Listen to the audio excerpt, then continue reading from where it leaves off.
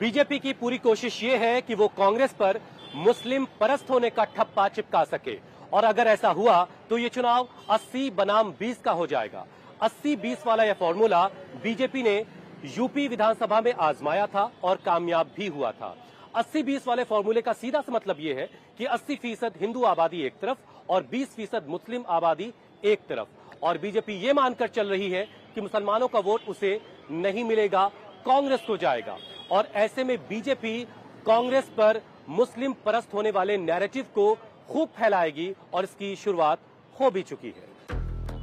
2014 से पहले मुस्लिम मतदाता उत्तर प्रदेश में लंबे समय तक किंग मेकर की भूमिका अदा करते थे, लेकिन वक्त के साथ सूबे की सियासत ने ऐसी करवट ली कि राजनीति अल्पसंख्यक से हटकर बहुसंख्यक समुदाय के इर्द गिर्द सिमट गई। यूपी में पहले यह समझा जाता था कि जहां मुस्लिम मतदाता ज्यादा हैं, वहां मुस्लिम कैंडिडेट खड़ा कर देंगे तो जीत पक्की है। लेकिन 2014 में मोदी के आने के बाद यह भ्रम टूट गया। 2014 में यूपी की 80 सीटों से एक भी मुस्लिम उम्मीदवार लोकसभा का मुंह नहीं देख पाया था। वैसे तो पूरे उत्तर प्रदेश में ही मुसलमानों की ठीक ठाक आबादी है, लेकिन पश्चिमी उत्तर प्रदेश में मुसलमान ज्यादा हैं। वेस्टर्न यूपी की लोकसभा सीटों पर मुसलमानों की आबादी 30 से 50% तक भी है। मुस्लिम वोटर 26 लोकसभा सीटों पर अहम भूमिका अदा करते हैं। ज्यादातर सीटें वेस्टर्न यूपी और रुहेलखंड की हैं। 2019 में मोदी से लड़ने के लिए यूपी में महागठबंधन बना। सपा, बसपा और आरएलडी एक साथ आ गए और इसी वेस्टर्न यूपी और रुहेलखंड में बीजेपी 10 सीटें हार गई। और ये सब मुस्लिम वोटों की वजह से ही संभव हो पाया। 2019 में मुसलमान, यादव और दलित वोट एक साथ जुड़ गया था और बीजेपी कई सीटों पर हार गई थी। लेकिन 2024 में बीजेपी फिर से 2014 को दोहराने की कोशिश कर रही है। मुसलमान वोटों को महत्वहीन करने के लिए बीजेपी ने आरएलडी के साथ गठबंधन किया है। लेकिन क्या वेस्टर्न यूपी के मुसलमानों को यह गठबंधन पसंद आ रहा है? यहाँ पे सबसे ज्यादा जो ताल्लुकात बेहतर थे और एक बना हुआ था एक मुस्लिम और जाट्स का, लेकिन आरएसएस ने 2013 में उसको तोड़ दिया। उसी का नुकसान चौधरी अजीत सिंह को भुगतना पड़ा कि वो भी हारे, लड़का भी हारा, ना कोई एमएलए ना कोई एमपी, जीरो हो गए थे। अब वापस मिलने शुरू हुए थे और मिल भी गए थे मुस्लिम और जाट। जयंत चौधरी ने फिर वही काम कर दिया, ये फिर भाजपा के साथ चले गए। तो इस इंशाल्लाह ये फिर खुदाफिज हो जाएंगे इस बार। यहाँ से आरएलडी का बीजेपी के साथ जाना, ये यहाँ का मुसलमान कैसे देख रहा है? अभी जो है मुस्लिम वोटर जो है वो चुप है, उसको वो साइलेंट है बिल्कुल। वो अभी ये देख रहा है कि क्या माहौल बनता है अभी, क्योंकि गठबंधन होने हैं बहुत सारे और जाट वोट जो है वो शिफ्ट करेगा माहौल देखकर। वो भी माहौल देख रहा है कि क्या माहौल बनता है आगे आगे। जो यहाँ का जो जाट है, जो ओरिजिनल जाट है, वो जयंत चौधरी के इस फैसले के साथ है, खुश है या नाराज है? देखिए यहाँ का जाट खुश तो है नहीं, लेकिन बोल नहीं रहा, क्योंकि चौधरी साहब से अटैचमेंट उनका सदियों का है।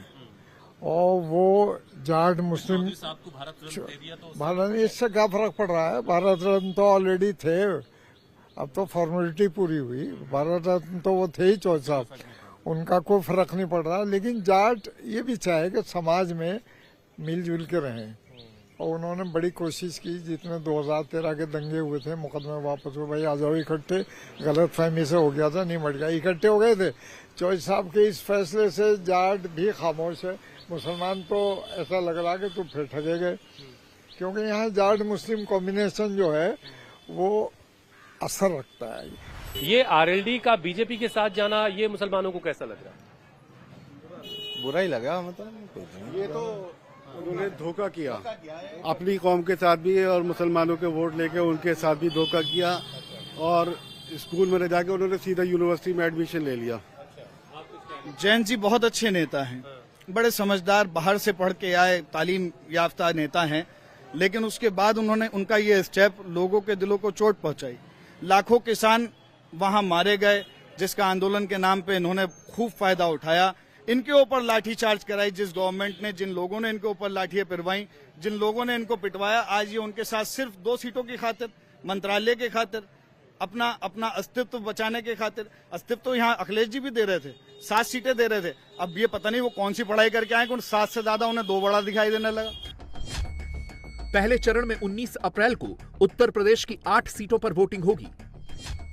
सहारनपुर, कैराना, मुजफ्फरनगर, बिजनौर, नगीना, मुरादाबाद, रामपुर और पीलीभीत। और सीएनएक्स के सर्वे के माने तो इन 8 ही सीटों पर मोदी का एनडीए जीत रहा है। बड़ी बात यह है कि 2019 में इन 8 में से 5 सीटों पर बीजेपी हार गई थी और इनमें खास भूमिका थी मुस्लिम वोटों की। मुजफ्फरनगर में 30%, कैराना में 32%, सहारनपुर में 39%, मुरादाबाद में 45% और रामपुर में 52 से 55% तक मुस्लिम वोट हैं। मोदी के विरोधी सर्वे पर सवाल उठा सकते हैं, लेकिन वेस्टर्न यूपी के ग्राउंड पर मोदी के पक्ष में आवाज उठाने वाले मुसलमान भी हमें मिले, जिन्हें मोदी की योजनाओं का भरपूर लाभ मिल रहा है। काम ही इस गवर्नमेंट में हुआ है, वरना तो मुसलमानों को तो एक तो इस्तेमाल ही होता है। कोई सी भी पार्टी आ जाओ, बीजेपी गवर्नमेंट जब से आई है तब से जो है काम चालू है, बढ़िया काम चल रहा है। मतलब मोदी जी फिर से आ रहे हैं? आप बिल्कुल आएंगे, फिर से क्यों नहीं आएंगे। मेरा नाम शाहबाज अहमद। शाहबाज, क्या कर रहे हो? सर मैं मेडिकल वर्कर हूँ, मेडिकल काम करता हूँ, मेडिकल का। अच्छा, काम ठीक है? जी बढ़िया चल रहा है। अच्छा, अभी बटन दबाने का टाइम आने वाला है? बिल्कुल बिल्कुल। तय किया? जी बीजेपी को वोट देना है। अच्छा जी सर। मतलब मुसलमान का वोट बीजेपी की तरफ जा रहा है क्या? जी बिल्कुल बिल्कुल। यूपी इस वक्त क्राइम मुक्त है, बेरोजगारी घटी है, काफी सारे इम्प्रूवमेंट घटी है, काफी सारी मतलब, और करप्शन से लोग परेशान थे, वो करप्शन कम हुआ है। तो इस खुशी से लिए हम भी आगे बढ़ना चाहेंगे। देश की तरक्की चाहिए, हमें तरक्की चाहिए। बहुत अच्छा काम करा है बीजेपी ने, ऐसी बात नहीं। अच्छा, हाँ, मोदी जी ने अच्छा काम करा है, योगी जी ने भी अच्छा काम करा, क्राइम खत्म करा है शहर से, भ्रष्टाचार खत्म हुआ है, डेवलप हो रहा है, ऐसी बात नहीं। हमारे शहर में मेट्रो आ रही है, रैपिड ट्रेन आ रही है, और मेरठ को सिटी मतलब वोट मोदी जी को जाने वाला है क्या? बिल्कुल। एक बात करो तो बेनिफिट मिलेगा तो जाएगा भी। कोई चीज एक बात सुनो, और सरकार आती है बदल जाती है, तो काम करती नहीं। अच्छा, भाई मोदी योगी जी काम कर रहा है। पहली बात तो ईमानदारी वाला काम हो गया। अच्छा, मोदी जी ने बेईमानी खत्म कर दी। अच्छा, हर आदमी क्राइम के चक्कर में लगा हुआ था, वो खत्म हुआ। भाई ईमानदारी से बिल बन रहा है, ईमानदारी से टैक्स दिया जा रहा है, और ईमानदारी से ही पैसा अपने घर जा रहा है। तो वर्कर भी खुश है, करने वाले भी खुश हैं।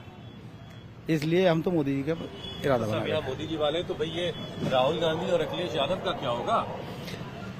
देखिए, इन्होंने अंजुम निजामी, हाँ। देखिए सबसे पहले तो इन लोगों ने 50 साल के अंदर देश को कहाँ ला करके खड़ा कर दिया है ना। नहीं, बेसिकली हम लोग बेसिक जो है ना, सबसे इम्पोर्टेंट है कि सच्चाई को कहने वाला होना चाहिए, है ना। नरेंद्र मोदी जी ने हमारे मुस्लिम समाज को, खास तौर से मुस्लिम बच्चे बच्चियों को स्कॉलरशिप दी है, सबसे ज्यादा दी है, जो उन्होंने 50 साल में नहीं दी, वो इन्होंने 10 साल में दे दी, है ना। इसके अलावा ऐसा कोई मुसलमान नहीं है जिनको कोरोना जैसे आपदा टाइम के बाद में इन्होंने फ्री राशन ना दिया हो, है ना। इसके अलावा ऐसी अनेकों अनेक योजनाएं हैं जो खास तौर से माइनॉरिटी के लिए। और आपके शहर के बहुत सारे लोग कह रहे थे कि मुस्लिम बस्ती में काम नहीं हो रहा है। क्यों नहीं हो रहा बताइए। मेरठ के अंदर, उत्तर प्रदेश के अंदर सबसे ज्यादा प्रधानमंत्री आवास योजना मुसलमानों को मिली है। आंकड़ा देखिए, गूगल मारिए सर्च, सरकारी वेबसाइट पर जाइए।